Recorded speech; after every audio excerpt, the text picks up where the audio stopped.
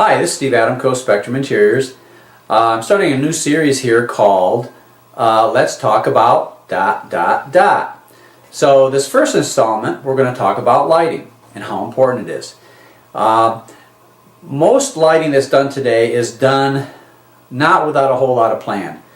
And it's especially important in brand new homes or remodels that a floor plan is done and then a reflected ceiling plan is done on top of that. So we know exactly where our light is positioned, and it's based on what we really want the lighting plan to accomplish for us. And that all revolves strongly around ambiance, mood, and feeling. Okay, so the idea is that we want to see the effects of the lighting, not just the lighting sources themselves. Now, in certain cases like chandeliers and things, the aesthetical value of the fixture is very important, just as the lighting is very important. Another aspect is that the more we can zone lighting and put different fixtures on dimmers or rheostats, the better we are, because it gives us a broader range of play with the emotion that can be generated by the space. In addition to that, we need to know how dark or light the space is going to be, what kind of textures, what kind of materials, things of that nature, and what it is that we're going to be lighting, whether it's cocktail tables, seating groups, artwork, sculpture, and all of that. So I'm going to just cover very briefly 3 different lamp styles or bulb styles. The lamp is what the professionals call them. And I'm going to start first with the one that most people are acquainted with, and that is the A lamp, or the typical bulb that would go into a regular table lamp. Okay, the situation with this is that light is emanating in all directions, so there is no particular control of this. All right, and then we have another type called a reflector lamp, and these are usually in spots or floods, and so it's very focused lighting that goes out in a direction like that because it has a base reflector. Now, a spot is going to be tighter and a flood is going to be wider angle. All right.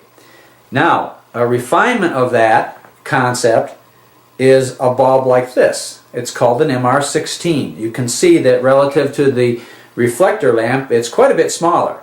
Now, this operates off 120 volts. This is low voltage, or let's say 12 volts. It takes a transformer to step down the voltage so that you can operate these things. But these are much more controlled, and on top of that, they're also color corrected. They're much more balanced. You'll see these, when I say color corrected, we're talking about, let's say, the color circle, the rainbow, all of the colors that you have. It's very balanced in a warm and cool spectrum, and so it renders cool colors and warm colors very equally. Okay, that's why they're used in jewelry stores, because a diamond splits light into the colors of the rainbow, and that's part of what they call fire. So they want those gems to have a lot of fire, a lot of sparkle, a lot of color. These types of lighting fixture or bulbs accomplish that. Okay, now in addition to that, if we look at let's say the wall and the ceiling, okay, the way a fixture is positioned, depending on what it is you want to light, determines a lot of things. Let's say this is going to be a piece of artwork, and depending on how low or high the ceiling is going to depend on where we position that lamp and what angle we attack it from, so to speak. So you can see that if we were to say put a center line of this lamp and it strikes the center of this art object, each lamp is going to have a different beam spread and a different intensity to it. Okay, so we would have to determine, well, how much light do we want to put on this surface or this artwork? How far away is the source going to be? What's the beam spread? How tight do we need this? Like, if we need more control, then that MR16 lamp comes in, narrow spot, flood, things of that nature. So what we're trying to work around here is a concept and called photometrics.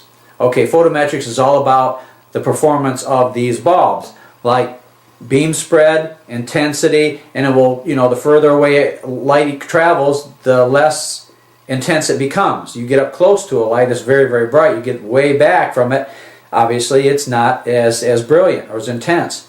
And you can consider a concept very similar to the old-fashioned screw-on type nozzle on a hose. If you open it up, it just sprays out very wide and very gently. Okay, you can wash your car that way. If you screw it down tight, now you have a pencil stream of water that can knock dirt off a sidewalk or other things, and if you're in a nice water fight, it will go out and touch somebody, you know, and it will travel a lot farther. So it's the same kind of concept. In other words, and the wattage too is kind of like pressure. The more pressure is applied, the further it goes out. So, you know, a 40 watt just doesn't have as much push and punch as a 100, 150, 300 watt, that type of thing. So we want to understand that the lamp does the job. It's not the holder or the can. That acts as like your hand. Okay, it just holds it. That's all, and directs it.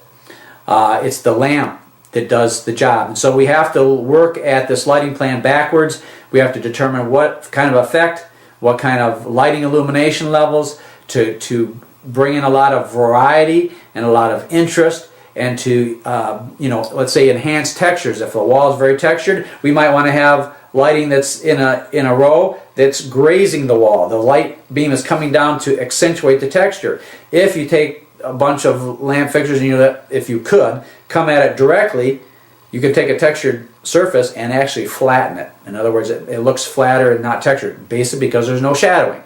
Okay, so that will give you a little bit of understanding about the intricacies and also the available aspects of how to handle lighting in a proper way to get the most for everything that you do, to make the architecture come alive, to make the furniture come alive, to have more ambiance, mood, and variety within the space. Alright, so we'll take up on this and in other topics here in further series and further installments. This is Steve Adamko, Spectrum Interiors, wishing you a very wonderful day.